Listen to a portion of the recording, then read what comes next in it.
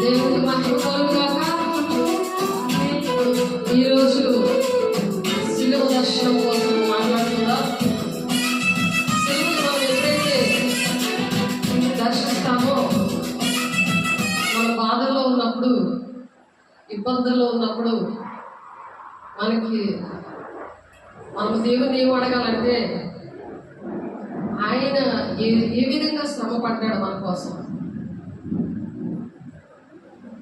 అనే దేవుణ్ణి అడగాలి. అవి చూడాలి. ఆ శిలువ దర్శనాన్ని దేవుని దగ్గర మనం అడగాలి. అలాగ అడిగినప్పుడు దేవుడు ఏం చేస్తారంటే,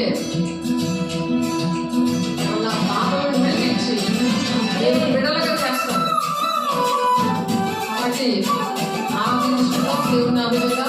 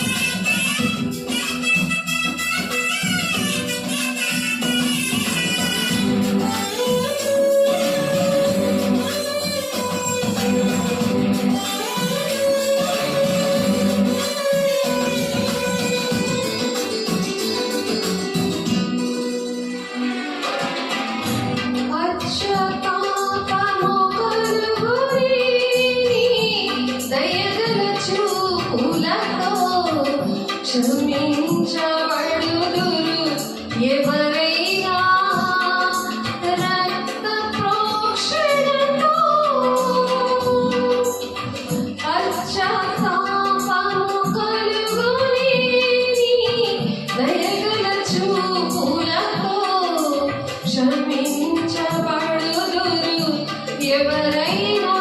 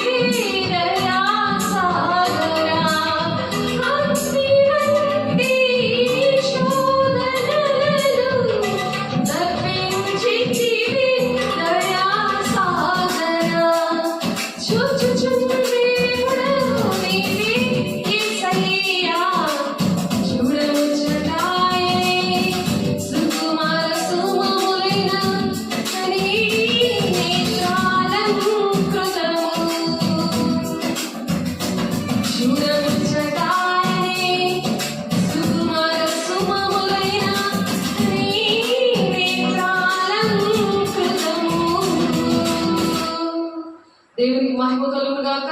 ఆమేన్. హల్లెలూయా హల్లెలూయా. యెషయా 57వ అధ్యాయము 42వ వచనంలో చూడండి, తీయండి, మీకు చదువుతున్నాను. యెషయా 52వ అధ్యాయము 13వ వచనం.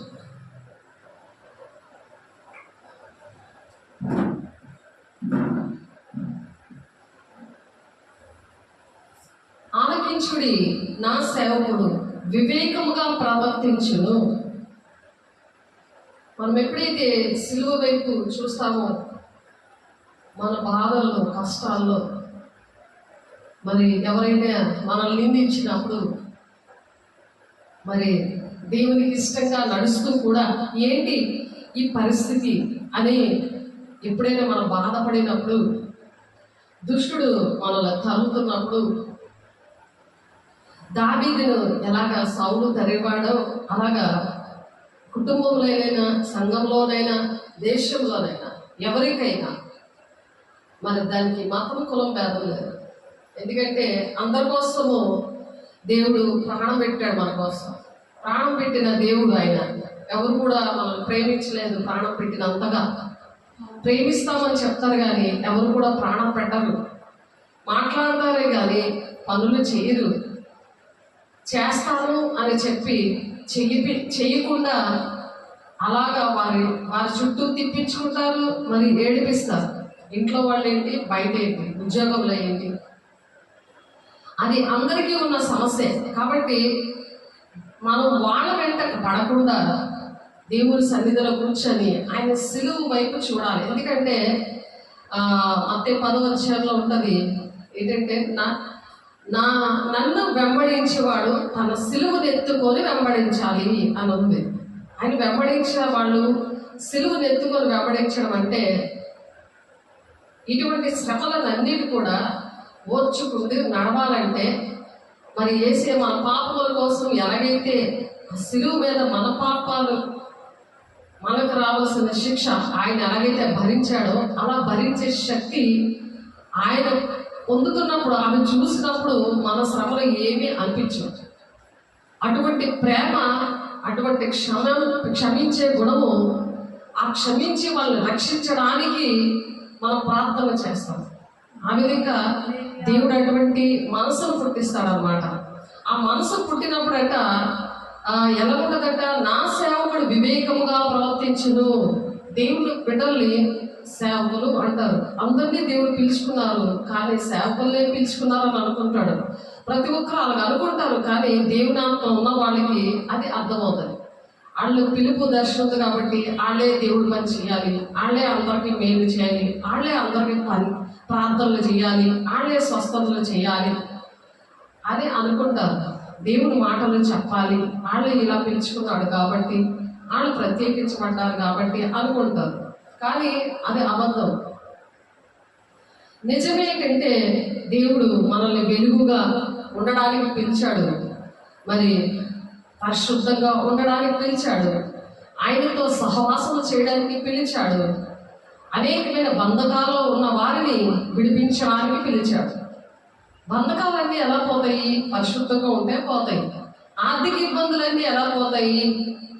దేవుడు పిలుపుకు లోబడి పరిశుద్ధంగా ఉండి ఆయనతో సహవాసం చేసి చీకటిలో ఉన్న వారిగా ఉండి వెలుగులోకి రావడానికి ఇష్టపడినప్పుడు ఆర్థిక ఇబ్బందులు, మరి ఇంటిలో మరి చెడు వ్యసనాలతో ఉన్నవాళ్ళు, మరి బాధ్యత లేకుండా భార్యని, భర్తని, పిల్లల్ని బాధ పెడుతూ ఉంటారు. ఒక్కొక్కరిని ఒకరు కరెక్ట్గా ఉంటారు, ఇంకొకరు కరెక్ట్గా ఉంటారు. ప్రతి కుటుంబంలో కూడా అంతే. కాబట్టి ఉద్యోగంలో కూడా అలాగే ఉంటారు. కాబట్టి ఆ చీకట్లో ఉన్న వాళ్ళని వెలుగులోనికి తీసుకొస్తారు వాళ్ళు ఎప్పుడైతే ఈ మాటలు వింటారో. కాబట్టి అద్వితీయ సత్యదేవుడైన నిన్నును నీవు పంపిన యేసుక్రీస్తుని ఎరుగుటే నిత్య జీవము, ఇవన్నీ కూడా చేస్తూ దేవునికి ఇష్టంగా నడుస్తూ మరి యేసేని అందుకనే సులువు మీద ప్రాణం పెట్టడానికి, మానవాళ్ళ రక్షణ కోసం దేవుడు సత్య దేవుడి మీద నిన్నును నీవు పంపిన యేసుక్రీస్తును ఎరుగుటయే. ఆ విషయం ఎరగాలి అంటే అర్థం చేసుకోవాలి. దేవుడు ఎందుకు మన కోసం ప్రాణం పెట్టాడనే విషయము అర్థం చేసుకోవాలి. మనం దేవుడితో సహవాసం చేయాలని, పరిశుద్ధంగా ఉండాలని, ఆయన మరి ప్రతి బంధకాలలో దేవుడు మనల్ని విడిపించడానికి, ప్రతి శాపం నుండి పాపం నుండి విడిపించడానికి, చీకట్లో ఉన్న మనల్ని వెలుగులోకి తీసుకురావడానికి, ఇతరులకి మేలుకరంగా ఉండడానికి, కుటుంబాలకి, సంఘాలకి, దేశానికి మేలుకరంగా ఉండడానికి దేవుడు మనల్ని పిలిచాడు. అది ఎవరైతే దేవుడు ఆయన అర్థం చేసుకుంటారో, యేసు క్రీస్తుని ఎరుగుటయే నిత్య జీవము. అలా ఎరగాలి, అది నిత్య జీవం. అలా ఉన్నవాడు నిత్య జీవం అంటే దేవుని రాజ్యం. ఆయన అది తండ్రి చిత్తం మా పట్ల. అలాగే తండ్రి చిత్తం నెరవేర్చడానికి యేసయ్య వచ్చారు, చూపించారు ఎలాగ నడవాలో. నన్ను పోలి నడవండి, మీరు నాకన్నా గొప్ప కార్యాలు చేస్తారని 14వ అధ్యాయంలో 12వ వచనంలో చెప్పారు. తండ్రి అయిన దేవుడు తనకన్నా పిల్లలుగా ఉన్న మనల్ని ఎక్కువగా అలాగే దీవించాడు ఆయన. అలా దీవించినప్పుడు మనం మాట వింటే, సేవకుడంట నా సేవకుడు వివేకంగా ప్రవర్తిస్తాడట. వివేకంగా ప్రవర్తిస్తాడు. వాళ్ళతో ఎలా ఉండాలి, వాళ్ళతో గొడవ పెట్టుకోవాలా, సమాధానం ఉండాలా, మరి వాళ్ళు ఎలా ప్రేమించాలి, ఈ విషయాలన్నీ కూడా ప్రత్యక్షంగా దేవుని కుమారుడే వచ్చి తన ప్రాణం పెట్టి, మీరేమి చేయించున్నారు, మీరు ఎరుగురు కనుక క్షమించండి అని, రక్షణ పొందుకోమని, ఇలాగ 7 మాటలు. అలా రక్షణ పొందుకోవడానికి ఎలాగా ప్రార్థన చేయాలి, ఎలాగ వాళ్ళతో మాట్లాడి, మరి కొన్ని విషయాలు కూడా తను సిలువ మీద ఉండి తన సువార్తని 7 మాటల్లో ప్రకటించాడు. అది మనం శుక్రవారం ఉదయమే మనం నేర్చుకుందాం. అయితే ఆ సిలువ దర్శనము అనేది మనం ఆయన ధ్యానించినప్పుడు, ఆయన ఎన్ని బాధలు పడ్డాడు నా కోసం, నేను కూడా ప్రాణం పెట్ట బద్దులే ఉన్నామని చెప్తున్నాడు ఆయన. నేను ఎలాగైతే మిమ్మల్ని ప్రేమించి ప్రాణం పెట్టానో, అలాగే మీరు ఇతరుల కోసం కూడా మీరు ప్రాణం పెట్ట బద్దులే ఉన్నారని దేవుని వాక్యం చెప్తుంది. కాబట్టి మనము వెలుగు సంబంధాలుగా ఉండాలంట. అలాగా దేవుని బిడ్డలుగా వివేకంగా ప్రవర్తించాలి. ప్రవర్తించినప్పుడంట అతడు హెచ్చింపబడి ప్రసిద్ధుడై మహాఘనుడుగా ఎంచబడతాడట. ఘనుడు అని అంటే ఏంటి? ఘనుడు అంటే మంచి వ్యక్తి, ఘనత వహించిన వ్యక్తి, మంచి పేరు. వాళ్ళ దగ్గరికి వెళ్తే, అదిగో ఆ దేవుని బిడ్డ దగ్గరికి వెళ్తే నన్ను ఓదారుస్తుంది. నేను ఒక ఆమె ప్రేమ కుమార్ అని వైజాగ్లో ఒక ఆమె ఫోన్ చేసింది. దేవుని బిడ్డ దేవుని పని చేస్తూ ఉంటే, మరి తను ఎంత కన్నీరు కార్చిందంటే, ఎంత కన్నీరు కార్చి ఎంత ఏడుస్తుందంటే, కుటుంబం విషయంలో, భర్త విషయంలో, సేవ విషయంలో, చర్చి విషయంలో తాను చాలా బాధపడుతుంది. కానీ ఒక అధికారి, డిప్యూటీ కలెక్టర్, ఆమె నాకు ఒక అక్క చెల్లిలా ఉండేది. ఆమె శాశ్వతంగా ఇంట్లో ఉండిపోమంటుందంట. అందరి కుటుంబాన్ని అంతా విడిచిపెట్టి నాతో ఉండిపో, నాకు సేవ చేసుకుని ఉండేది. సేవకులు మనుషులకి సేవ చేయడానికి కాదు, దేవునికి సేవ చేయడానికి. మళ్ళీ ఫాస్టింగ్ ఉంటుంది ఒక పూట. మరి అది ఏంటంటే ఇష్టమైన ఉపవాసం అనేది ఆవిడికి తెలియలేదు. మరి గోల్డ్ మెడలిస్ట్, బైబిల్లో గోల్డ్ మెడలిస్ట్. ఆ మెడలు సంపాదించుకోవడానికి మనుషులు ఘనతే కోరుకుంటున్నారు, కానీ దేవుడు ఘనత ఇక్కడ చూడండి. దేవుడు అంట ఘనపరుస్తాడంట అటువంటి వారిని, మహాఘనుడుగా ఎంచుతాడట. దేవుడు ఎంచాలి మనల్ని, మనుషులు ఎంచేది కాదు. ఇప్పుడు మనుషులు ఎలాగంటే ఉంటామో, మనుషులు మెచ్చుకోవాలని చూస్తాం.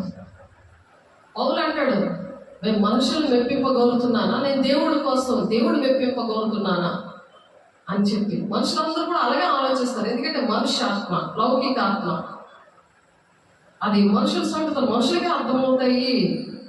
లోకానుసారంగా ఉన్న వాళ్ళకి లోకానుసారమైన ఆత్మ అదే అర్థమవుతుంది.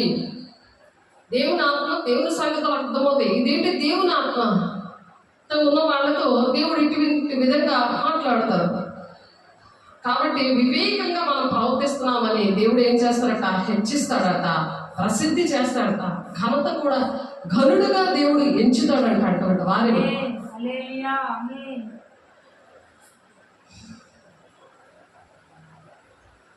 కాబట్టి ఇక్కడ అద్వితీయ సత్యదేవుడు అని నిన్ను నీవు పంపిన యేసును ఆ విధంగా మనం తెలుసుకోవాలి. ఎరుగుటయే నిత్య జీవం. ఇప్పుడు మనం నిత్య జీవానికి వెళ్ళడానికి కూడా దేవుడు మన కోసం ప్రాణం పెట్టారు.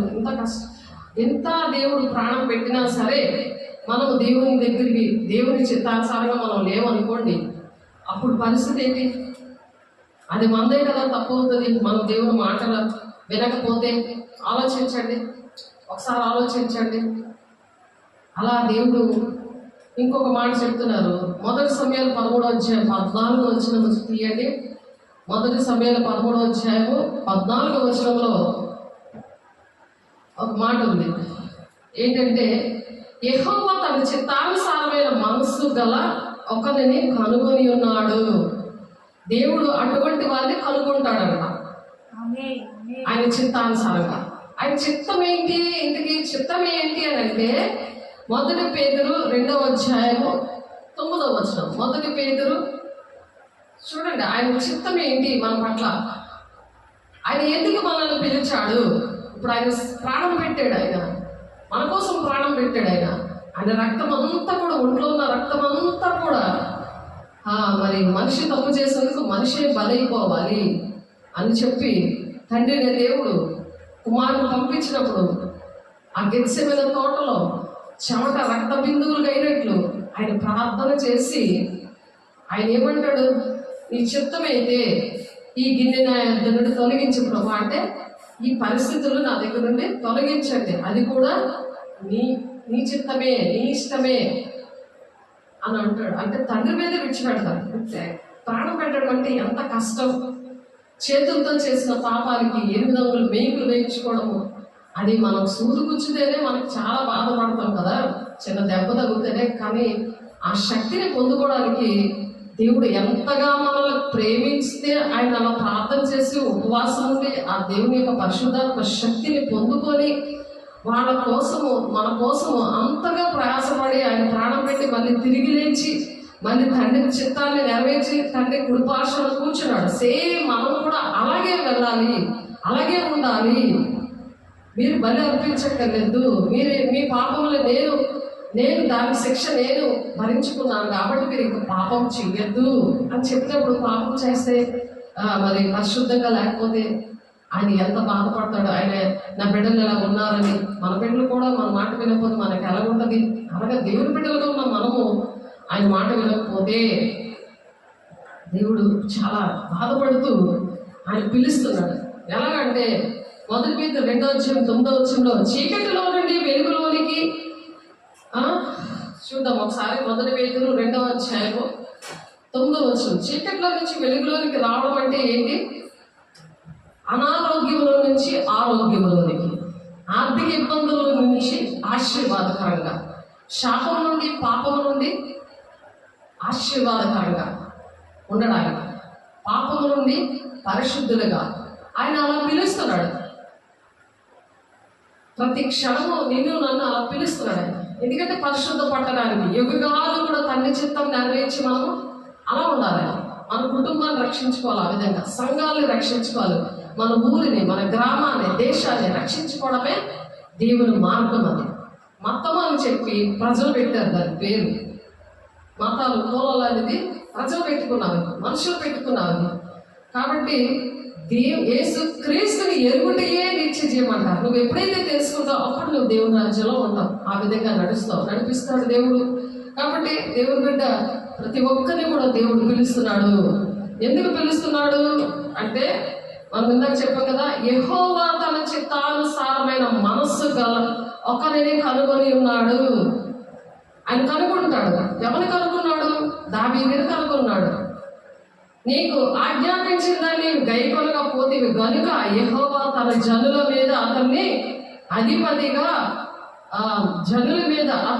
అధిపతిగా నియమించును అంటున్నాడు. ఆయన ఎవరైతే అతని చిత్తానుసారమైన మనసు కలిగి ఉంటారో అప్పుడు వాళ్ళని దేవుడు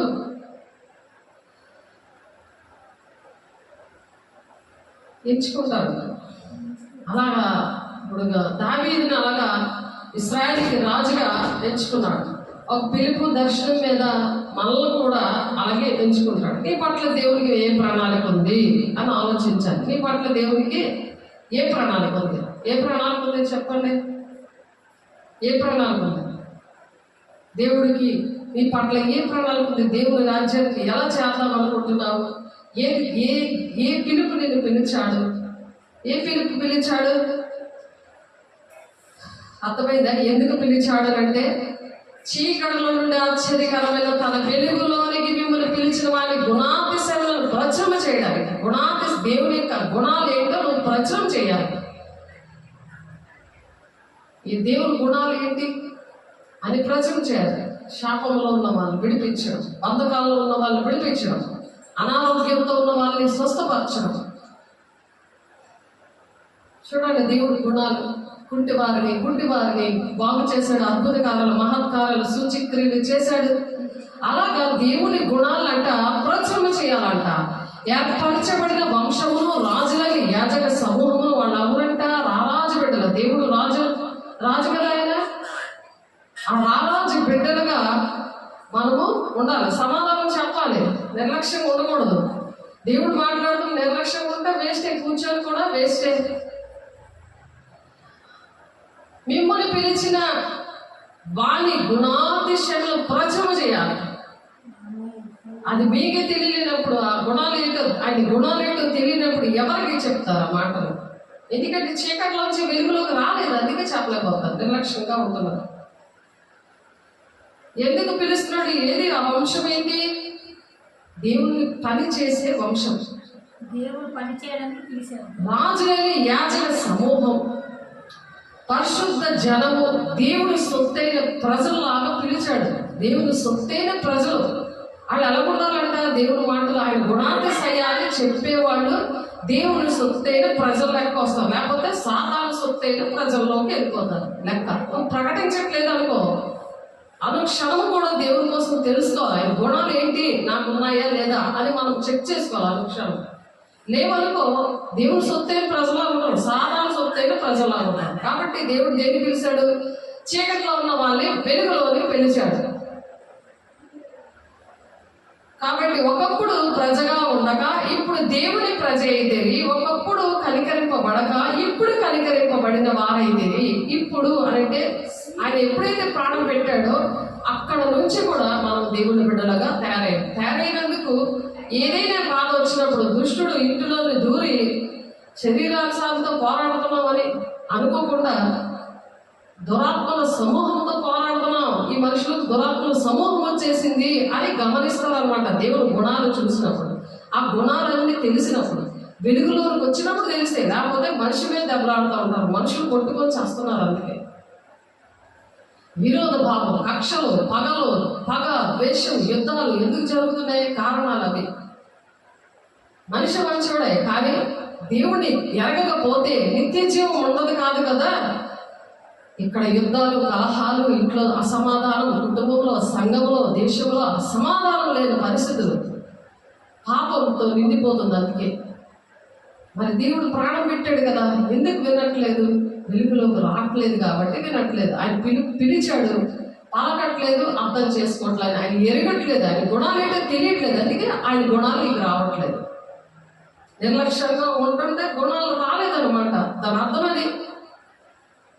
కాబట్టి ఇప్పుడు కనికరింపబడవారైతే కనికరం. మళ్ళీ ఒకసారి దేవుడు ఆ వాక్యంతో ఉదక స్నానం చేయిస్తున్నాడు. ఆ వాక్యము వింటూ క్షమించమని అడిగి మరి దేవుని సన్నిధిలోని ప్రవర్తన జాగ్రత్త అని చెప్తున్నాడు. అంటే ప్రమాదం ఉంది, జాగ్రత్తగా లేకపోతే నీకు ప్రమాదం పొంచున్నది అని ప్రసంగ 5:1 ఉంది. జాగ్రత్త, ప్రవర్తన జాగ్రత్త అని. కాబట్టి ఒకటి వెలుగులోనికి పిలిచాడు ఆయన. రెండవదిగా ఏంటంటే 1 కొరింథీయులకు రాసిన పత్రిక 1వ అధ్యాయము మొదటిగా చూడండి, మీరు చూసుకోండి, రాయండి. నేను అలా ఉన్నానో లేదో చెక్ చేసుకోండి. చదువు రాని వాళ్ళకి దేవుడు ఇంకా జ్ఞానం ఇస్తాడు కాబట్టి అది గుర్తుండిపోతుంది. ఎప్పుడైతే దిద్దుబాటు చేస్తారో గుర్తుంటుంది. అని 1 యోహాను 1వ అధ్యాయము 9వ వచనంలో పవిత్రులుగా చేస్తాడు. దిద్దుబాటు చేసినప్పుడు 10వ వచనంలో వాక్యం అనేది గుర్తుంటుంది. గుర్తుండట్లేదంటే ఇంకా పాపం బాగా పెరుగుతుంది అని అర్థం. కాబట్టి గుడ్డోళ్ళు మరి చక్కగా మెసేజ్లు చెప్తున్నారు, చక్కగా దేవుడు మాటలు చెప్తున్నారు, అద్భుత కార్యాలు చేసేస్తున్నారు. కాళ్ళు చేతులు లేని వాళ్ళు అద్భుత కార్యాలు ద్వారా దేవుడు చేయిస్తున్నాడు. ఎందుకంటే బలవంతులకు సిగ్గుపడాలని అలాంటి వారిని దేవుడు ఎంచుకున్నాడట. అటువంటి వారి ద్వారా దేవుడు కార్యాలు చేస్తాడు అని చెప్తున్నారు. కాబట్టి వాళ్ళు చూసైనా సిగ్గు తెచ్చుకొని నాకు అన్నీ ఉన్నాయి, నాకు ఎందుకేమీ రావట్లేదు అని దేవుని దగ్గర పశ్చాత్తాపడి గుర్తు పెట్టుకోవాలి, దిద్దుబాటు అనేది చేసుకోవాలి. ఆ వెలుగులోకి వచ్చినప్పుడు వాటికి గుర్తుండదు. చీకటి సంబంధాలుగా ఉండి మేము వెలుగు సంబంధమైన భ్రమలో ఉంటే అలా దేవుని రాజ్యానికి రాదు. సొత్తైన ప్రజలుగా ఉండలేము. సాతాను సొత్తైన ప్రజలుగా ఉంటే వాడు ఎక్కడికి తీసుకెళ్తాడు? సాతాను ఎక్కడికి తీసుకెళ్తాడు? కాబట్టి 1 కొరింథీ 1:9 మన ప్రభువైన యేసు క్రీస్తు అను తన కుమారుని సహవాసమునకు మిమ్మల్ని పిలిచిన దేవుడు నమ్మదగిన వాడు. ఆయన నమ్మదగిన వాడు కాబట్టి, ఆయన పరిశుద్ధుడు కాబట్టి పరిశుద్ధ జనముగా ఉంచి అలా దేవుని రాజ్యాన్ని తీసుకెళ్తాడు. అందుకే కుమారుని సహవాసానికి పిలిచాడు. ఆయన ఒకటి వెలుగులోనికి రావడానికి పిలిచాడు, చీకటి నుండి వెలుగులోనికి రండి అని పిలిచాడు. రెండవదిగా ఏంటంటే సహవాసం, ఆయనతో సహవాసం చేయడానికి, మనుషులతో కాదు, చీకటి సంబంధులతో కాదు, అటువంటి వారిని వెలిగించడానికి పిలిచాడు. వెలుగులోకి వచ్చిన వాళ్ళు చీకట్లో ఉన్న వాళ్ళు కూడా దేవుని రాజ్యానికి తీసుకువెళ్ళాలి అని ఒక పిలుపు అనేది ఇచ్చాడు. ప్రతి ఒక్క మనిషికి ఇచ్చిన పిలుపు ఇది. అందుకే సర్వలోకానికి వెళ్ళి సర్వ సృష్టికి ఈ శుభవార్తను ప్రకటించండి అంటున్నాడు. 1 దశలోనికే పత్రిక 4:7-8 పరిశుద్ధులు అవడానికి పిలిచాడంట. ఇలాంటి పనులన్నీ చేస్తే దేవుడు పరిశుద్ధపరుస్తూ ఉంటాడు. వాక్యంతో పరిశుద్ధపరుస్తాడు. సరి చేసుకుంటున్నప్పుడు, పనులు చేస్తున్నప్పుడు దేవుడు ఇంకా అభిషేకంతో నింపుతాడు. పనులు చేయకపోతే బూజు పట్టేస్తుంది కదా, ఇల్లు అయినా లేకపోతే సైకిల్ అయినా బండి అయినా బూజు పట్టేస్తుంది. అది నడవకుండా ఎలాగైతే జంగు పట్టేస్తుందో అలా పాపంతో మనిషి నిండిపోతాడు. అలా పని చేయలేరు, మాట్లాడలేరు, ఒక్క దేవుని మాట కూడా నోట్లోంచి రాదు, ఒక పాట కూడా రాదు, ప్రార్థన చేయడం కూడా కరెక్ట్గా రాదు. ఎవరైనా బాధలు ఉంటే గొప్పమని పరుగులు తీసి వెళ్ళరు. ఇంట్లో పనులు చేసుకుంటే బాధ్యత అంతా చూసుకుంటూ పరిగెత్తరు. దేవుడు ఇచ్చిన కూడా ఇంకోళ్ళకి ఇచ్చేస్తారు. అలా వాడరు. సాతాను గడి చేతులు ఆడతారు. సైకిల్ అయినా సెల్ ఫోన్లు అయినా ఏదైనా సైతాన్ గడి చేతులు ఆడతారు. అది గబగబా వాడాలి. నా దేవుడు ఇచ్చాడు, ఇది ఆగకుండా పనిచేయాలి, దీన్ని పట్టుకొని నేను పరిగెట్టాలి అని జ్ఞానం రావాలి. పరిశుద్ధులు వచ్చినప్పుడు ఆ జ్ఞానం వస్తుంది. కాబట్టి పరిశుద్ధులు ఒకటికే దేవుడు మనల్ని పిలిచాడు కానీ అపవిత్రులుగా ఉండటం పిలవలేదు. పరిశుద్ధులుగా ఉండడానికి దేవుడు మంచి సేవకులు ఇస్తాడు, మంచి దేవుడు పనిముట్లు ఇస్తాడు, వాయిద్యాలు ఇస్తాడు, సెల్ ఫోన్ ఇస్తాడు, సైకిల్, బండి, కారు ఇవన్నీ ఇస్తాడు.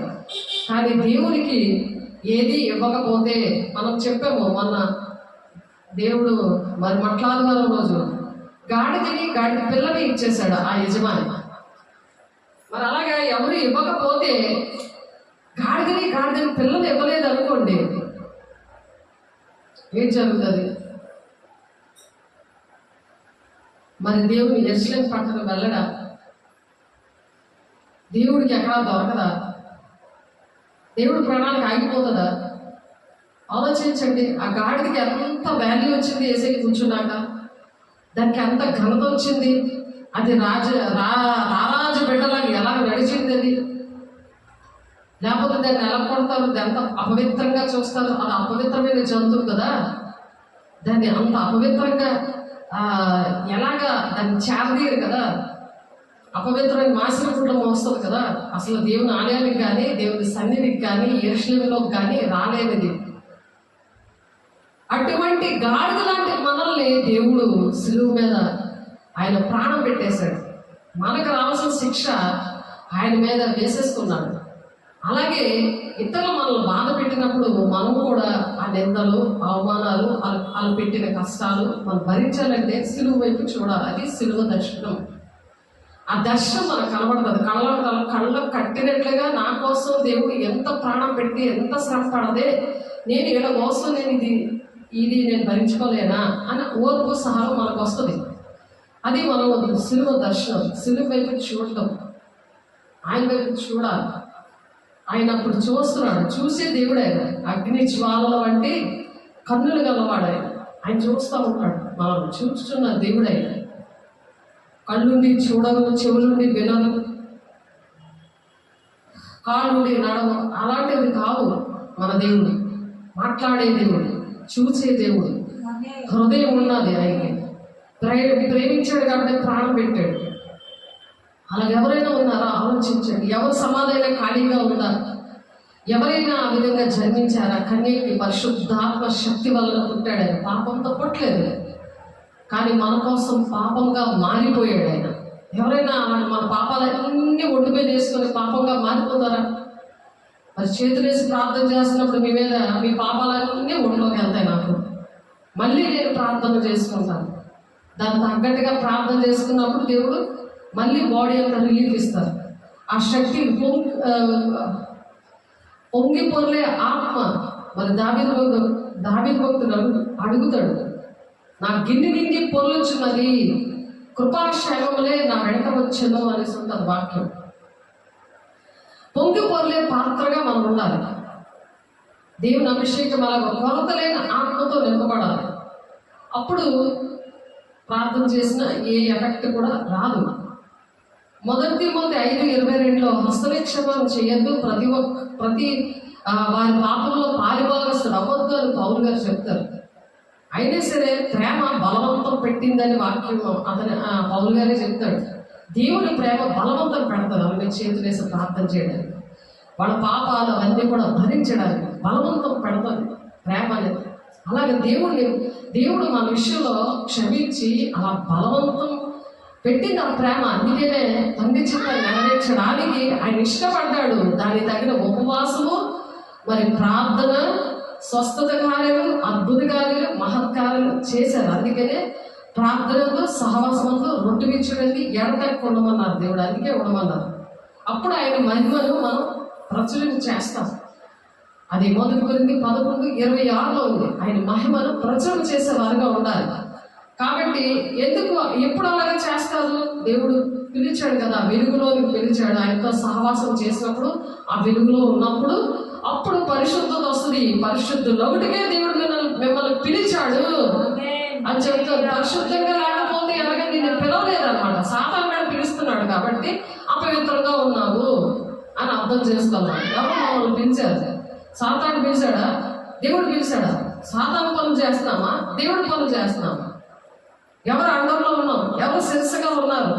సాతాను శిరస్సుగా ఉన్నాడా? దేవుడు శిరస్సుగా ఉన్నాడా అని మనం అనుక్షణం కూడా చెక్ చేసుకోవడానికి ఎడతెక్కక ప్రార్థన యందు సహవాసం యందు రొట్టె విచ్చండి, ఎడతెక్కగా ఉండండి అపోస్తలులు 2:42 చెప్పడానికి కారణం అది. 43లో భయం కలుగుతుందట దుష్టుడికి. అపోస్తలుగా మనం వాడబడాలి అంటే దేవుడి ప్రణాళిక అది.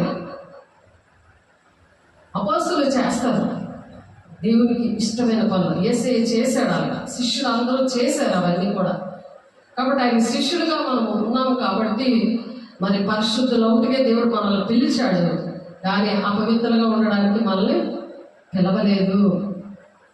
కాబట్టి దేవుడు ప్రతి ఒక్కరిని పిలిచాడు. మతం కులం భేదం లేకుండా ప్రతి ఒక్కరిని పిలిచాడు. అది దేవుడు. ఆ పిలిచిన వాళ్ళకి శ్రమ వచ్చినప్పుడు ఆ సిలువ దర్శనాన్ని చూడాలి. దేవుడు ఏ విధంగా మరి దేవుని పిల్లల కోసం అలాగ బాధపడ్డారు అది చూడాలి. అలాగే మత్తయి సువార్త 11:28 సమస్త భారాన్ని మోయిచున్న వారులారా నా యుద్ధకు రండి, నేను మీకు విశ్రాంతి ఇస్తాను అంటాడు. విశ్రాంతి అవ్వడానికి దేవుడు మనల్ని పిలిచాడు. టెన్షన్ పడ్డానికి కాదు, విశ్రాంతిగా ఉండడానికి. టెన్షన్ లేకుండా శాంతి, సమాధానం, సంతోషం అనేది ఎక్కడ ఉంటుంది? విశ్రాంతిగా ఉన్నప్పుడు ఉంటుంది. లేకపోతే టెన్షన్ తరుగుతూ ఉంటాడు, సాతానుడితో పరిగెడుతూ ఉంటావు వస్తమాటికి. కాబట్టి అటువంటి పరిస్థితులు దేవుడు పిలిచాడు. కాబట్టి ఆ పిలుపు కూడా ఎవరు పిలిచాడట? 1 కొరింథీయులకు రాసిన పత్రిక చూద్దాము. 1 కొరింథీయులకు రాసిన పత్రిక 1వ అధ్యాయము 29 నుండి చదువుదాం. ఎందుకు పిలిచాడు? ఆయన ఈ 4 పనులు చేసినప్పుడు తండ్రి చిత్తం నెరవేర్చే వారిగా ఉంటాం. అటువంటి వారిని దేవుడు కనుగొంటాడట. అలా దావీదు గారిని కనుక్కున్నాడు, అనేక మంది భక్తులు కనుక్కున్నాడు, మరి మిమ్మల్ని నన్ను కూడా కనుక్కున్నాడు. ఆయన కనుక్కుంటే ఏదైనా ఏ విషయంలో ప్రాబ్లం వస్తే సిలువ వైపు చూడండి. ఆ సిలువ దర్శనం మనకు కలగాలి. కళ్ళమంటే అదే దేవుడు ఎలాగైతే మన కోసం ప్రాణం పెట్టాడో, ఎలాగ అలా ప్రేమించాడో, ప్రాణం పెట్టినందుకు ఎలా ప్రేమించాడో ఆ ప్రేమను కలిగి మనం ఉండాలి అంటాడు. కాబట్టి 29వ వచనంలో ఎన్నికైన వారిని వ్యర్థము చేయటకు లోకంలో నీచులైన స్వీకరింపబడిన వారిని, ఎన్నిక లేని వారిని దేవుడు ఏర్పాటు చేసుకున్నాడట. ఎన్నిక లేదు, నాకు ఏ అర్హత లేదు, అలాంటి నన్ను ఏర్పాటు చేసుకున్నాడు. చెప్పేది మీకు చాలాసార్లు. మరి ఇల్లు, స్కూలు, చర్చి తప్ప ఏమి తెలియకుండా మా డాడీ పెంచారు. బయటికి వెళ్ళి ఏమి కూడా ఇన్నోసెంట్గా, అమాయకంగా పెంచారు. అందుకే మరి స్కూల్లో కూడా లెసన్ చెప్పాక ఏదైనా అడిగితే వెంటనే నోట్ అవడం కట్టుకునేది సమాధానం చెప్పడానికి. కానీ ఇప్పుడు అలా లేదు. ఎప్పుడైతే వెలుగులోనికి దేవుడు తీసుకొచ్చాడో, చీకటి ఉండేది వెలుగులోకి తీసుకొచ్చి చీకటి సంబంధం అది అలా పెంచారు, చీకటి సంబంధిగా పెంచారు నన్ను. ఎందుకంటే పరిశుద్ధాత్మ దేవుడు ఉన్నాడు, ఒక సంఘం తెలియదు, అలాంటి చర్చిలో పెంచారు నన్ను, నా తల్లిదండ్రులు. చూడండి, ఇప్పుడు ఎంతమంది దగ్గర ఏ విషయాలు చెప్పాలన్నా, ఏది వివరించి చెప్పాలన్నా, ఏసే గుణాలు ప్రచురం చేయాలన్నా, ఆయన ప్రేమను ప్రకటించాలన్నా, ఏ ప్రాబ్లంలో ఉన్న వాళ్ళైనా మరి వాళ్ళ కోసం ప్రార్థన చేయాలన్నా, వాళ్ళ చీకట్లో బంధకాలను విడిపించాలన్నా, అటువంటి పిలుపు దర్శనంతో దేవుడు బంధకాలలో ఉన్న వాళ్ళు విడిపించడానికి నిన్ను అభిషేకించాను, చెరలో ఉన్న వాళ్ళని విడుదల చేయడానికి నిన్ను అభిషేకించాను అని చెప్పి దేవుడు నన్ను తీసుకొచ్చారు ఇక్కడికి. నా పరిచయం అది, నా పిలుపు దర్శనం అది. కాబట్టి ఎన్నికైన వారిని వ్యర్థము చేయటకు లోకంలో నీచులైన వారిని, తునీకరింపబడిన వారిని, ఎన్నిక లేని వారిని దేవుడు ఏర్పాటు చేసుకున్నాడట. అయితే ఆయన మూలంగా మీరు క్రీస్తు యేసునందు ఉన్నారు. ఆయన మూలంగానే, అందుకని క్రీస్తు యేసునందు ఉన్నాం. ఆయన ఉన్నాం కాబట్టి, ఆయన మాలో ఉన్నాడు కాబట్టి కార్యాలు జరుగుతున్నాయి. లేకపోతే కార్యాలు జరగదు. వాక్యమే రాదు అసలు. ఈ వాక్యమే, ఇలాంటి వాక్యమే ఎప్పుడు కూడా వినలేదు. దేవుడు ఒక్కొక్క రోజు ఒక్కొక్క విధంగా మాట్లాడుతుంటారు. అయితే ఆయన మూలంగా మీరు క్రీస్తు యేసునందు ఉన్నారు. అతిశయించువాడు ప్రభువునందే అతిశయింపవలెను. అతిశయం అన్నమాట. ఏదైనా గొప్పతనం ఉందంటే యేసే వల్లే, యేసే వల్ల అన్ని కూడా జరిగాయి. యేసే బట్టే సమస్తం కూడా ఈ స్థితి ఇచ్చాడంటే యేసయ్య అన్ని విషయాల్లో ఘనతగా, మరి ఉన్నతంగా, మరి నా రాణిగా ఉంటామని చెప్పారు నాతోటి, నా ఆత్మ పిల్లలతో. యేసయ్య రాజులాగా వెళ్తుంటే నేను రాణిలాగా వెళ్తున్నానంట. పిలుపు దర్శనం 1999లో నాది. కాబట్టి ఎలా ఉండాలి నా డ్రెస్ అన్ని కూడా ఎలా ఉండాలి అని అడిగినప్పుడు అంటే ఆ విధంగా చెప్పారు, ఆ విధంగా పెంచుతున్నారు. కాబట్టి దేవుడికి ఎన్నో కోట్లాది వందనాలు చెల్లిస్తున్నాను. కాబట్టి ఎన్నికలేని జ్ఞానులను సిగ్గుపరచుటకు లోకంలో నుండి వెర్రి వారిని దేవుడు ఏర్పాటు చేసుకున్నాడు. ఏమీ తెలియని వెర్రులాగా ఉంటారు కదా, అలాగా ఏమీ జ్ఞానం లేదు, ఏర్పరచుకున్నాడట. బలవంతులైన వారిని సిగ్గుపరచుటకు లోకంలో బలహీనులైన వారిని దేవుడు ఏర్పాటు చేసుకున్నాడు. చాలా బలహీనం, సన్నగా ఉండేదండి చాలా. అప్పుడే పెళ్ళైంది నాకు 20-25 సంవత్సరంలో. కాబట్టి బలహీనత, ఆ బలహీనత నుండి ఇప్పుడు అన్ని కూడా ఏజెంట్ అన్ని ఇంట్లోని బయట ఎక్కడికి ఏ పని చేయాలనే దేవుడు గట్టిగా నిలబెట్టేశాడు. చూడండి, దేవుడు నాకు స్తోత్రం. ఆయన బట్టి అతిశయించాలి మనం. ఆయన బట్టే జరిగింది ఇది. మనిషి వల్ల, ఎవరి వల్ల, నా కుటుంబం వల్ల, నా భర్త వల్ల కానీ, అత్తింటి వల్ల కానీ, పుట్టింటి వల్ల కానీ ఏది జరగలేదు.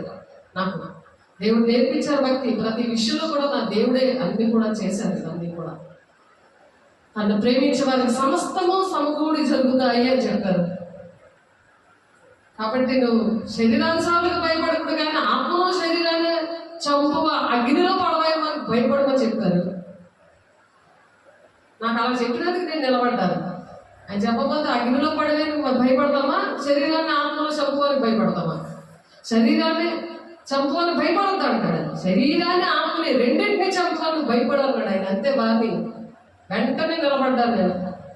ఆమెలో పడకుండా, ఆల మాట వినకుండా దేవుడే మొదట, నా మొదటి ప్రేమ, మొదటి డబ్బులు, మొదటి సమయం, సమస్తము సంపూర్ణంగా నా జీవితాన్ని ఆయనకి అంకితం చేయడం జరిగింది.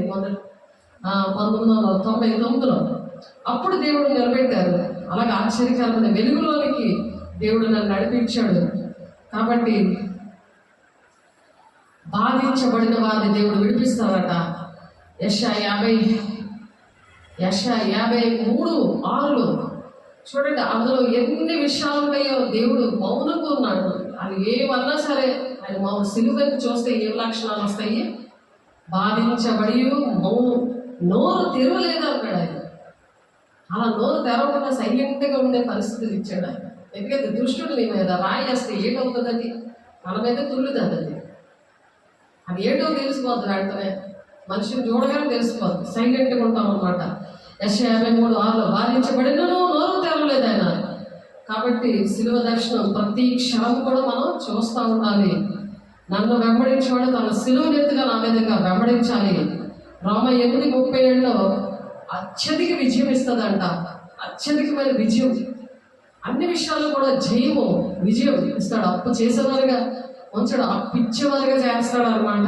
అది ద్వితీయోపదేశకాండం 28వ అధ్యాయంలో 1-14 అన్నీ కూడా ఉన్నాయి.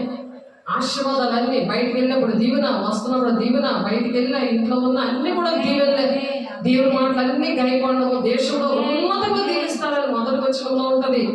మరి ఎవరైతే విన్నారో వాళ్ళకి 68 వచనాలు ఉన్నాయి. ఆర్థికంగా, శారీరకంగా, ఆత్మీయంగా అన్ని విషయాలు కూడా, స్కిన్ డిసీజ్ దగ్గర నుండి అనారోగ్యాల దగ్గర నుంచి అన్ని కూడా అక్కడ ఉన్నాయి. ఎందుకంటే అలా ఉండడానికి దేవుడు మనల్ని పిలవలేదు.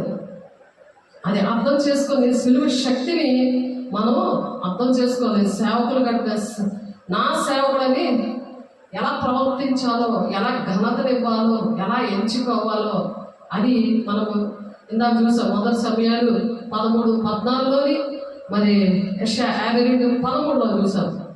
కాబట్టి రోమ 8:3 చూద్దాము. 37 చూడండి. రోమా పత్రికలో మరి ఇంకొక మాట చెప్తున్నారు. రోమా పత్రికలో 8:37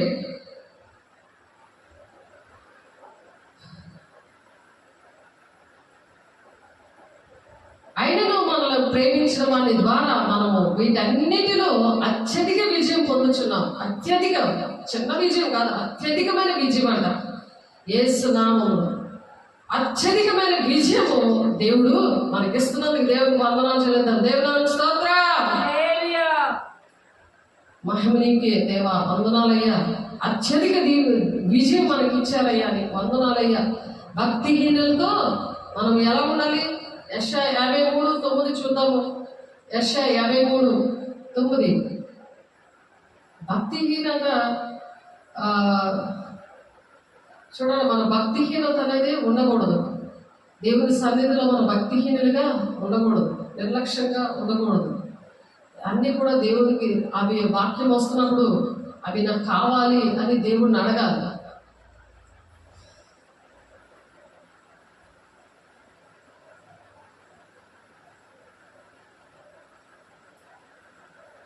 అతడు మరణమైనప్పుడు భక్తిహీనులతో అతడికి సమాధి నియమింపబడేను.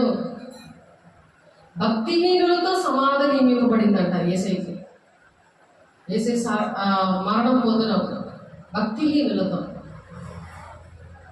అతను సమాధి నియమింపబడను. ధనవంతుని యొద్ద అతడు ఉంచబడెను. ధనవంతుడు అరమయ్యంత యోసేపు దగ్గర ఆయన సమాధిలో ఉంచబడ్డాడు. నిత్యంగా అతడు అన్యాయం ఏమీ చేయలేదు.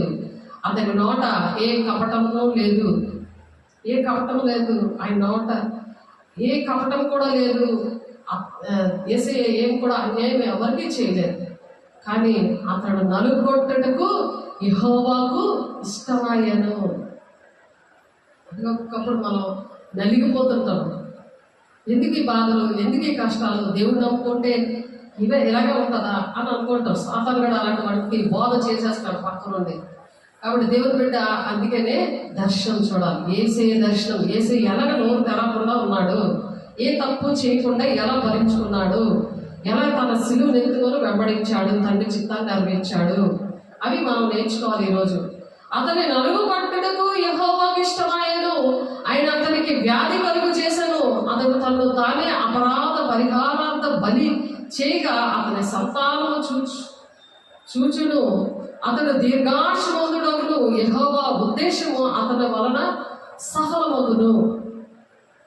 అలాగే మనం దేవుని విషయంలో ఎలాగైతే జరిగిందో మన విషయాల్లో కూడా మరి ఆ విధంగా సఫలముగా ఉండాలన్నమాట. మన పట్ల కూడా తండ్రి చిత్తము సఫలపరచబడాలి. కాబట్టి దర్శనం నిర్ణయ కాలంలో మరి ఆ దర్శనం అనేది నెరవేర్చబడతారు. మన పట్ల ఏ పిలుపు దర్శనం ఉన్నదో అది నిర్ణయ కాలంలో జరుగుతుంది. మరి దావీదు భక్తుడికి 11 సంవత్సరాలు మరి ఎంతో వేదన, దుఃఖము, ఉద్యోగం చేశాడు సౌలు దగ్గర. మరి దావీదుతో తరగబడ్డాడు.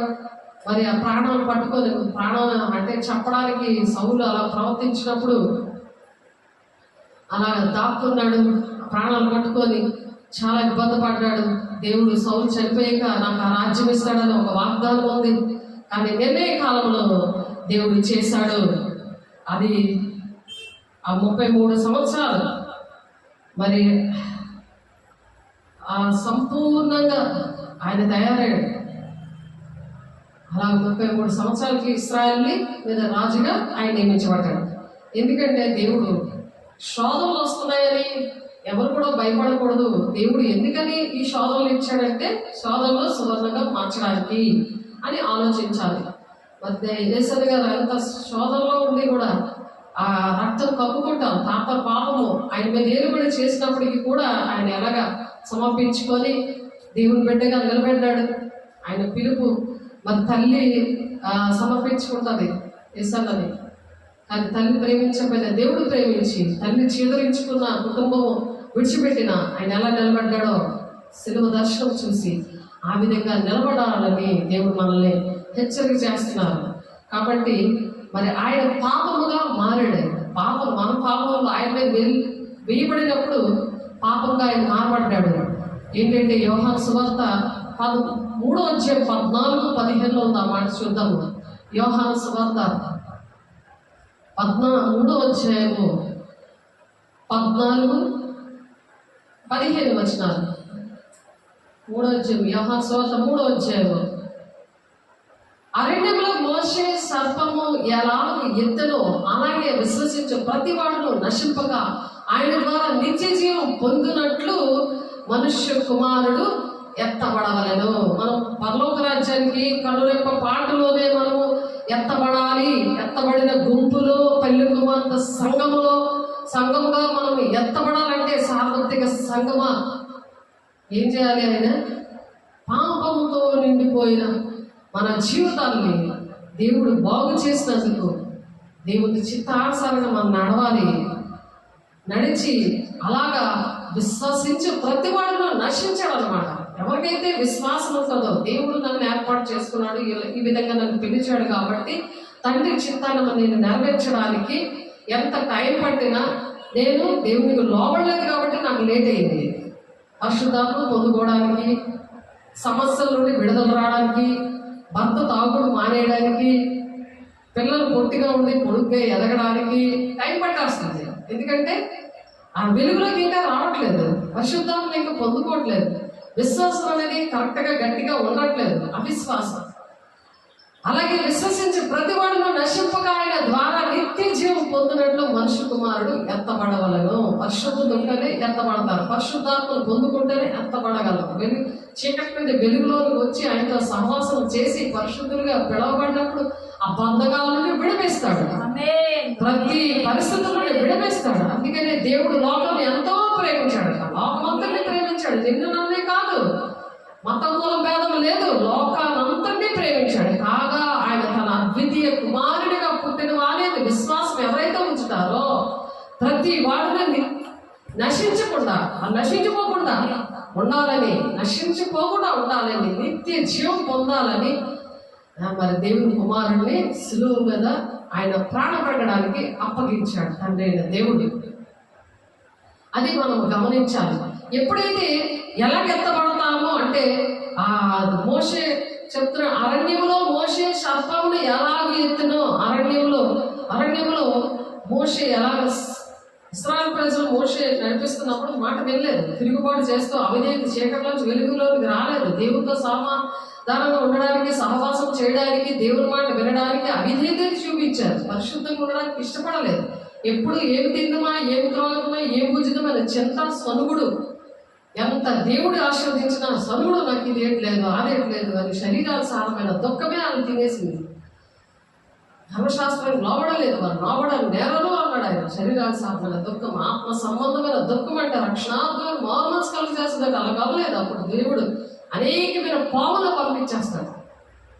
తిరుగుబాటు చేసే స్వభావం ఉన్న దగ్గర కోపం అనే పాము ఉంటుంది. వాళ్ళ మీద 2 నాలుకలు, అది ఇక్కడ ఒక మాట అక్కడ ఒక మాట, లోపల ఇంట్లో ఒక మాట బయట ఒక మాట. తలంపులు కూడా ఇక్కడికి వెళ్తాను అక్కడికి వెళ్తాను 2 తలంపులతో వస్తారు చర్చకి. స్టాండర్డ్గా సంపూర్ణంగా ఉండదు ఆ మైండ్. కాబట్టి బోల్డ్ పాములు ఏంటంటే దాన్ని ఆ విషయానికే దేవుడు శిలువ మీద ప్రాణం పెట్టాడు.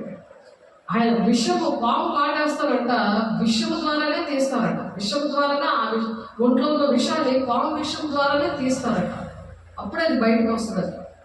దుష్టుడు ఎన్నుకొని చేస్తాడు. కాళ్ళు పీకులు, నడుము నొప్పి, ఇవన్నీ అబద్ధాలు ఆడడం, మాయ చేయడం, ఇవన్నీ కూడా పాము లక్షణాలు. ఆదాము అవ్వలు ఆ విధంగానే అవ్వ మరి సహవాసం చేసింది. కాబట్టి ఏంటంటే ఇశ్రాయేలు ఏం చేశారట, మరి సంఖ్యాకాండంలో ఉంది మాట, చూద్దాం ఒకసారి. సంఖ్యాకాండము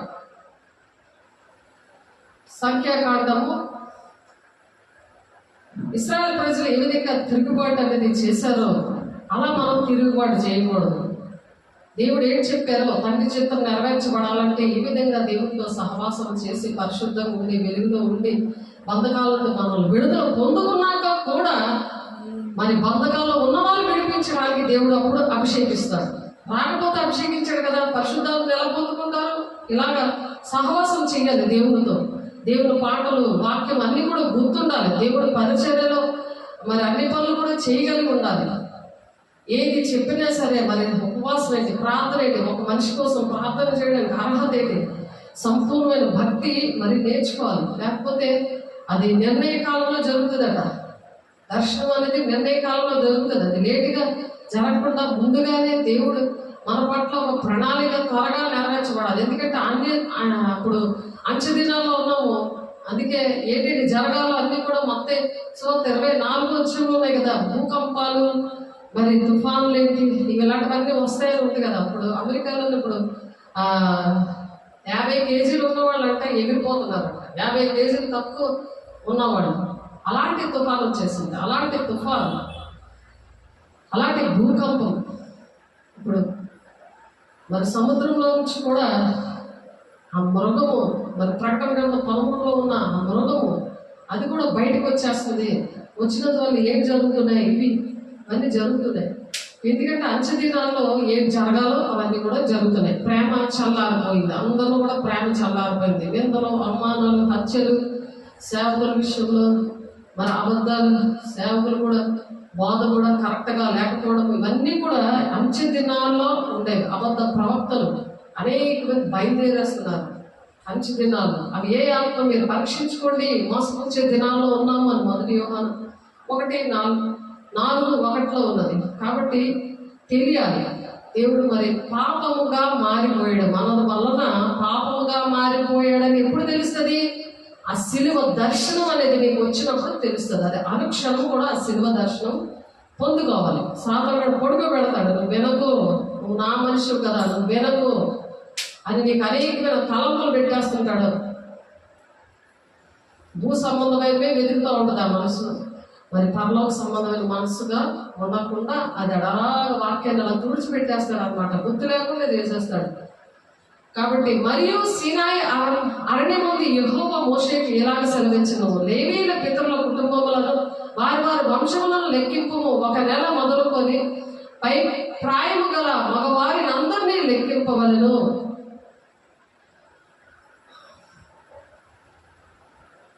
సీనాయి అరణ్యంలో యెహోవా మోషేతో చెప్తున్న కొన్ని విషయాలు ఇక్కడ ఉన్నాయి.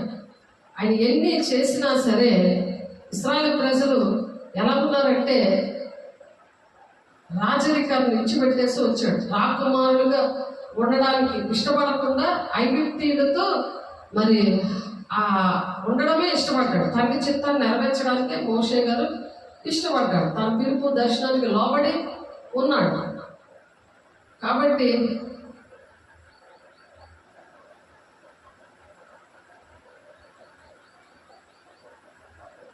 4 నుంచి 9 వచనాల్లో చూద్దాము. సంఖ్యాకాండం 21, 4 నుండి 9 వచనాలు చదువుతున్నాను, వినండి. మీ గురించి వారు ఏదోము దేశమును చుట్టిపోవాలని హోరుకొండ నుండి ఎర్ర సముద్ర మార్గంలో సాగినప్పుడు మార్గాయసము చేత జనుల ప్రాణము సమస్యలిందంట. ఆ మార్గంలో నడవలేక కాగా ప్రజలు దేవునికి మోషేకును విరోధంగా మాట్లాడారట. ఇప్పుడు సేవకులకి దేవుడికి విరోధంగా ఎలా మాట్లాడుతున్నారు? నాకు జరగలేదు కాబట్టి నేను రాను చర్చికి, నేను పరిశుద్ధాత్మ ఇప్పుడు వరకు పొందుకోలేదు. ఫస్ట్ పొందుకున్నారు, మరి దేవుని సేవకులు విడిచిపెట్టేస్తే మరి ఒకసారి వెలిగించబడి మరలా ఆ దీపాన్ని వెలిగించడం చాలా కష్టం ఉంది. ఫిబ్రవరి 6వ అధ్యాయంలో. కాబట్టి అది ఆలోచించి దేవుని దగ్గర సరి చేసుకోవాలి. దేవుడి మీద సరిగారంట. సరిగినందుకు ఏం జరిగిందో చూద్దాం.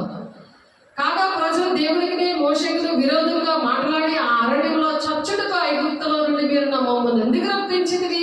ఇక్కడ ఆహారం లేదు, నీళ్లు లేవు, చవిసారములు లేని ఈ అన్నం మాకు అసహ్యమైనదని అన్నారు. అన్నం కూడా అసహ్యం వేసేస్తుందంట వాళ్ళకి. అందుకు యెహోవా ప్రజల్లోనికి తాపకరములైన సర్పములను పంపించాడట. మరి అలా సరుకున్న వాళ్ళకి నాకు భర్త రాలేదు, నా పిల్లడు బాగోలేదు అని సరిగిందో కాదు, వాళ్ళ ఇంట్లో పాములు వచ్చేసి ఆవిడ మంచం కింద కూడా ఫుల్ పాములు ఉండేవి. నాడు ప్రార్థన చేసి చేసి చేసి చాలా పోయాయి. పాములు కంటనట్టు వచ్చింది ఆవిడ. చూడండి, తిరుగుబాటు సేవకుల మీద దేవుని మీద తిరుగుబాటు. దేవుడు నాకు ఏం చేశాడు చెప్పమనండి, నేను సరి చేసుకుంటాను. ఎంత నష్టమైనా నేను సరి చేసుకుంటాను. నా బిడ్డ ఎందుకు ఎలా ఉన్నాడు? ఇది దేవుని ఆజ్ఞలు పాటించుకుంటా. మరి ఎఫ్ఎస్సి 4వ అధ్యాయంలో ఉంటుంది కదా ఆ మాట, 14వ వచనం చూడండి ఒకసారి. అది కూడా నేను చాలాసార్లు చెప్పడం జరిగింది. ఎఫ్ఎస్సి 4వ అధ్యాయము 14వ వచనం. ఎందువలన మనం ఇక మీదట పసిపిల్లలమై ఉండి, పసిపిల్లల పరిస్థితి అది. పిల్లలకి అన్ని వండిపెట్టినా ఊసేస్తుంటారు కదా వాళ్ళ తెంపులు. మనం ఎంత కష్టపడి చేసిన వాళ్ళ తెంపులు ఏదో వంక పెడతారు. భక్తులు కూడా చాలా మంది అలాగే వంకలు పెడుతుంటారు. ఏదో వంక మీద అదార్థి చూపించాలి, గూండాయిజం చేయాలని ఉంటుందారు. ఎందుకంటే వాళ్ళు పాము సంబంధం, సాధారణ సంబంధాలు అనమాట. పాపం సర్పంలో వచ్చేస్తుంది. అయ్యో ఎంత కష్టపడి ఏదో చేశారు కదా, దేవుడు ఇచ్చాడు కదా, దేవుడి స్థుతిని చెప్తాము, కృతజ్ఞత కలిగి ఉందాము. అది లేదు, ప్రేమగా ఉందాము. నేను ఏ పని చేయకుండా కాళ్ళ మీద పోలేసుకుని తింటున్నాను కదా అని ఉండదు. పిల్లలకైనా, భర్తలకైనా, భార్యకైనా, కుటుంబంలో అలా ఉంటాయి. సంఘములు కూడా అలాగే ఉంటాయి. వాళ్ళ కోసం ప్రార్థన చేసేది. ప్రార్థన చేయకపోతే వాళ్ళు మాట వినకుండా దేవుడి మీద సేవకుల మీద సరగడం అనమాట. ఎందుకు సరుగుతారంటే కారణం ఏంటంటే అందరూ పసిపిల్లలాగా ఉన్నారు వాళ్ళు. కాలంలో బట్టి చూస్తే మీరు బోధకులు ఇవ్వవలసి వచ్చి ఉండగా మొదటి మూల పాఠాలు అక్కడ బలా బోధించవలసి వచ్చి రిపీట్ చెప్పాలి. మీరు పాలు తాగవలసిన వారే కానీ బలమైన ఆహారం మీకు అరగదనమాట. పాలు అరగకపోతే కక్కేసుకుంటారు కదా పిల్లలు, అలా ఉంటుంది. చికెన్ తింటారండి చిన్నపిల్లలు. అలాగే బలమైన ఆహారం అనే వాక్యము వాళ్ళకి అర్థమవుతుంది. ఎందుకు నీకు ఈ ప్రాబ్లం వచ్చిందంటే నువ్వు ఇదిగో ఈ పని చేసే వాక్యం చూపించినా వినరు, వాట్సాప్లో పెట్టినా వినరు. వాళ్ళ ఇష్టం వచ్చిందే వాళ్ళ కనులకి నచ్చింది చేసుకుంటారని ఉంది. ఇది మరి దినవృత్తాంతాల గ్రంథంలో కొన్ని మాటలు ఉన్నాయి, చూద్దాం. అందువల్ల మనం ఇక మీదట పసిపిల్లలమై ఉండి మనుషుల పాయముల చేత వంచనతోనూ తప్పు మార్గములాగా కుయుక్తతోనూ గాలికి కొట్టుకొని పోవునట్లు కల్పింపబడిన ప్రతి ఉపదేశానికి ఇటు అటు కొట్టుకొని పోవచ్చు అలల చేత ఎగురుకొట్టబడిన వారై ఉండక అని చెప్తున్నాడు. అలా ఉండద్దు. మీరు ఎక్కడ పడితే అక్కడే దేవుడు లేడు. మీకు ఎక్కడ దేవుడు పంపించారో, ఎవరిని మీకు అప్పచెప్పారో, మీ ప్రాబ్లంను బట్టి దేవుడు అటువంటి సేవకులకి అప్పచెప్తాడు. బంధకాల్లో ఉన్న వాళ్ళని విడిపించడానికి అభిషేకించిన వాళ్ళ దగ్గరికి పంపిస్తాడు. కానీ ఇంకో దగ్గర మిమ్మల్ని పంపించడం. మీరు వెళ్ళిపోయి ఒక డాక్టర్ మీకు దేవుడు ఇస్తే ఇంకొక డాక్టర్ దగ్గరికి వెళ్తే, కళ్ళు డాక్టర్ దగ్గరికి వెళ్ళిపోయారు, గుండె నొప్పితో ఉన్నాను, కళ్ళు డాక్టర్ దగ్గరికి వెళ్ళిపోతే నీకు ఎలా ట్రీట్మెంట్ జరుగుతుంది? నీకు ఇష్టం వచ్చిన దగ్గరికి వెళ్ళిపోతే ఒక్కొక్కరికి ఒక్కొక్క పిలుపు దర్శనం ఉంటుంది. దాన్ని బట్టి నీకు దేవుడు ఏర్పాటు చేస్తారు సేవకుల్ని. అది గమనించుకోవాలి. అందుకు యెహోవా ప్రజల్లోనికి తాపకరమైన సర్పాలు పంపించాడట. చూసారా, సర్పాలు ఏం చేస్తారు? ఇక్కడ ఒక మాట, అక్కడ ఒక మాట మీద నిలబడతారు. ఎన్ని దేవుడు కార్యాలు చేసినా ఒక కృతజ్ఞత ప్రార్థన ఉండదు, స్తుతి ప్రార్థన ఉండదు, ఒక సాక్ష్యం ఉండదు. ఎప్పుడు శరీరానుసారమైన బోధలే ఇష్టమవుతుంది. ఆశీర్వాదాలు దీవులు ఇచ్చేసి ఎలా ఉన్నా సరే ఆశీర్వదించబడాలి, మీరు దీవించబడాలి, ఇలా ప్రార్థన చేసేస్తే బాగుంటుంది. కానీ దిద్దుబాటు నీకు అసహ్యం కదా, వ్యభిచారంతో సాంగత్యం చేస్తున్నావు, తల్లి కుమారుల మీద అపనిందం అవుతున్నావు, ఇట్టి కార్యాలు చేసినా నేను మౌనం అంటే కళ్ళలో దర్శనాల్లో వాక్యం అర్థం తెలికి 50:17 ఉండదు. అది సమ్మతింపగా తిరగబడిన మీరు ఖడ్గం పాలవుతారని ఉంది. మాట వింటే మంచి పదార్థాలు మీరు అనుభవిస్తారని ఉంది. కాబట్టి మంచి పదార్థాలు అనుభవించలేరు, బీపీలు షుగర్లు తినలేరు కదా. అవి ఎంత దేవుడు దీవించినా పళ్ళు లేవు వాళ్ళ అమ్మకి, పాపం తినలేదేమి. ఎందుకు? సమ్మతించక మాట వినట్లేదు. ఎక్కడ చర్చ ఉంటే ఎలాగోలాగా వెళ్ళిపోవాలి. ఎందుకంటే చావులు పెళ్ళిళ్ళు ఇవన్నీ చక్కగా జరగాలి. దేవుడు చేయక్కర్లేదు, మనుషులు చేయాలి అని అనుకుంటున్నారు. తండ్రి చిత్తం అక్కర్లేదు, మనుషుల చిత్తం కావాలనుకుంటున్నారు. ఎంత భయంకరం. అందుకు యెహోవా ప్రజలను పాపకరమైన సర్పాలు పంపించాడట. సంఖ్యాకాండం 21:6. ఎందుకంటే వాళ్ళ అబద్ధము, మాయ, మోసం, సేవకులు మోసం చేసి దేవుడు మోసం చేసి ప్రయోజనం ఏంటి ఉంటుంది? 3-4 తరాలకు తండ్రి దోషం కుమారుల మీదకి వచ్చేస్తుంది. చనిపోయారు ఇద్దరు అప్పుడే, ఇంకా చనిపోతారని దేవుడు చాలా విషయాల్లో చూపించారు. అన్నంలో పాములు వచ్చేసినట్టు చూపించాడు దేవుడు. అలాంటి బోధన వింటున్నామని డైపర్ కట్టుకొని కూర్చోనుండి, పెద్ద మనిషి కూర్చోనుండి కూడా ఆ డైపర్ కట్టుకుంటే అది తడిసిపోయిందని విషయం కూడా తెలియలేదు. అలాంటి ప్రార్థనా గుంపులో కూర్చొని ప్రార్థన చేసేస్తున్నారు. దానికోసం ప్రార్థన చేస్తే ఇంట్లో సింహం ఉన్నట్టు, దాన్ని బంధించినట్టు, పాము ఉన్నట్టు ఇవన్నీ చూపించారు. అయినా లాభపడట్లేదు.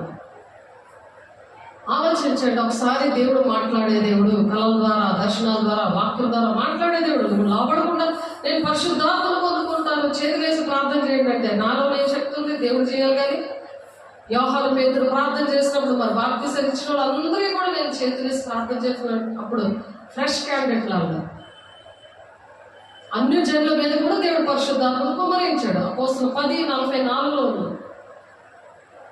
ఆరాధన చర్చ్ ఇక్కడ జోనగుడిలో ఫస్ట్ నేను ఆ చర్చిలో దేవుడు నన్ను అక్కడ తీసుకొచ్చాడు. చర్చ అంతా నింపబడింది. ఆలోచించాడు. దేవుడు అనే కార్యాలు చేసి కళ్ళారా చూసి చెవులారా విని కూడా మరి హృదయంతో గ్రహించట్లేదు. వీరి హృదయం క్రోమినది. యెషయా చెప్పిన ప్రవచనం సరిగా అన్నాడు. యేసయ్య విషయంలో ఇవన్నీ జరిగాయి. యేసయ్య పిల్లల విషయంలో కూడా ఇవి జరుగుతాయి. కాబట్టి అప్పుడు ఎవరు చూడాలి? సిలువ దర్శనం చూడాలి. సిలువ మీద, దేవా నీకన్నా ఎక్కువ శ్రమలు నేను పడలేదయ్యా, 70 మంది శిష్యుని నేను విడిచిపెట్టి వెళ్ళిపోయారయ్యా. పేతురు ఏడుస్తూ ఉంటాడు. పేతురుని చూసి నువ్వు కూడా నన్ను విడిచిపెట్టి వెళ్ళిపోతావా అంటే, జీవం గల మాటలు గలవాడవయ్యా, నిన్ను విడిచిపెట్టి నేను వెళ్ళలేనయ్యా అని పేతురు ఏడుస్తాడు. యేసయ్య కూడా ఏడుస్తాడు. అటువంటి పరిస్థితి దేవుడు ఇచ్చాడు. యోహాను 6:46 ఉంది ఆ మాట. ఎప్పుడు కూడా ఇది కఠినమైన మాట అని ఆ శిష్యులను అనేక మంది శిష్యులు యేసయ్యని విడిచిపెట్టి వెళ్ళిపోయారు. 12 మందిలో ఒకడు సాతాను మిగిలిలోనే ఉన్నారు దేవుని దగ్గర. అలా అపోస్తుల బోధ దేవుడు అప్పచెప్పారు. దేవుని జన్మ అందుకు యెహోవా ప్రజలందరితో తాపకరమైన సర్పాలు పంపించాడట. మరి వాళ్ళు అబద్ధికుల్లాగా తయారయ్యారు. అబద్ధ బోధకుల దగ్గర పెరుగుతున్నారు. శరీరానుసారమైన బోధ అవి ప్రజలను కలవరంగా ఇశ్రాయేలులో అనేకులు చనిపోయారట. మరణం వెలుబడి చేస్తున్నారు. జీవిస్తున్నావు కానీ మృతుడిగా లెక్కలో ఉంటారు. దేవుడికి పనికిరాదు. చీకటి నుండి వెలుగులోకి వచ్చారు. గలతీ సంఘాలకు చెప్తారు కదా, మొదట మీరు శరీరానుసారంగా ఆత్మానుసారంగా ప్రారంభించినప్పుడు మీరు శరీరానుసారంగా తయారైపోయారు అనేసి. కాబట్టి ప్రజలు మోషే యొద్దకు వచ్చి మేము యెహోవాకును నీకును విరోధంగా మాట్లాడి పాపము చేసేది, యెహోవా మా మధ్య నుండి ఈ సర్పములను తొలగించినట్లు ఆయన వేడుకో అని అంటున్నారు. ఇప్పుడు వాళ్ళందరూ వచ్చి ఏంటంటారు? మా కోసం ప్రార్థన చెయ్యండి. అప్పుడు గుర్తొస్తాం మనం. అంతవరకు గుర్తే రావు. ఆలోచించండి. మీ జీవితాల్లో కూడా అనేక విషయాలు జరిగాయి. నా జీవితంలో జరిగింది. కాబట్టి మోషే ప్రజల కోసం ప్రార్థన చేయగా, యెహోవా నీవు తాపకరమైన సర్పము వెండి ప్రతిమను చేయించి స్తంభం మీద పెట్టుము, అప్పుడు కలవబడిన ప్రతి వాడును దాని వైపు చూచి బ్రతుకులని మోషేకి దేవుడు చెప్పారట. దాని వైపు చూశారనుకో, ఎత్తన సర్పం వైపు చూస్తే ఎవరైతే సర్పంతో చనిపోవడానికి సిద్ధంగా ఉన్నారో అది కాటేస్తే దాన్ని చూస్తే, ఎందుకంటే అది పాపముతో నింపబడి ఉంది. సర్పం విషము సర్పం కలిసిన దాంతోనే పోతుంది. అందుకనే ఇప్పుడు ఆ సర్పకరమైన విషము అయిన ఆ ఎత్తడి సర్పం ఎవరంటే యేసయ్య వైపు చూడాలి. యేసయ్య మన కోసం ప్రాణం పెట్టాడు. మన పాపముల కోసం ఆయన మన పాపములన్నీ ఆయనలో వెళ్ళిపోయి పాపం అనేది ఆయనలో నిండిపోయి ఉన్నదన్నమాట. అందుకని ఆయన వైపు చూడాలి, మనం ఆ విధంగా చూడాలని దేవుడు ఈ మాటలు చెప్తున్నారు.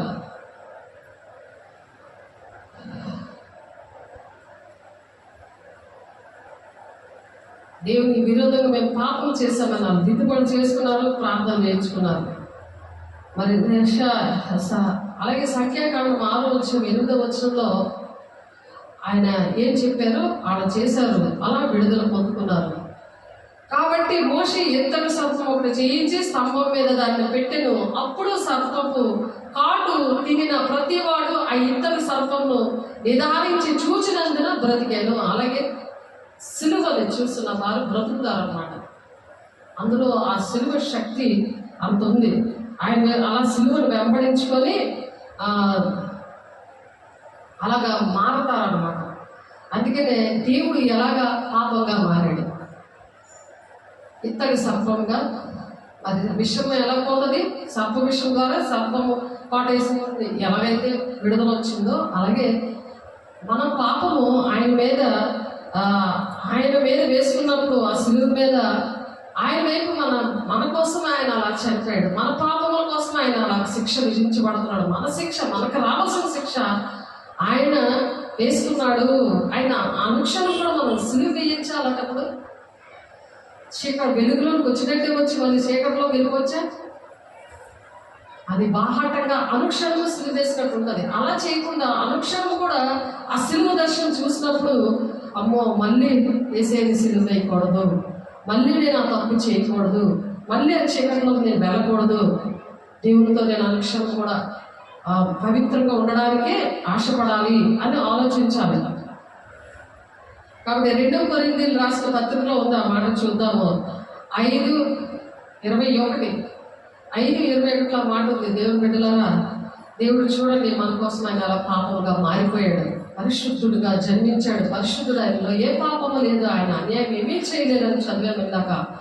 ఎందుకనగా మనం ఆయన యందు దేవుని నీతి అగినట్లు మనము నీతిగా ఉండడాలని, మన పాపముల కోసమైనా మనము నీతిమంతులుగా చేయడానికి పాప మెరుగని ఆయనను మన కోసము పాపముగా చేశాను. అంటే దేవుడు తన కుమారుడిని ఎలా చేశాడట, పాపంగా చేసేసాడట. అది ఇత్తడి సర్పం అన్నమాట. ఆ ఇత్తడి సర్పాన్ని చూసి ఆనాడు ఇశ్రాయేలు ప్రజలు ఎలాగైతే బ్రతికారో, అలాగా ఆ సిలువ దర్శనం చూసినప్పుడు నా కోసం ఇంత ప్రాణం పెట్టి ప్రేమించిన దేవుడి మాటలు నేను ఎందుకు ప్రకటించలేకపోతున్నాను, ఈ మనుషులంటే ఎందుకు పరిగెడుతున్నాను అని ఆలోచించాలి. దేవుడి పని విషయంలో ఆ విధంగా మనం నిలబడాలి.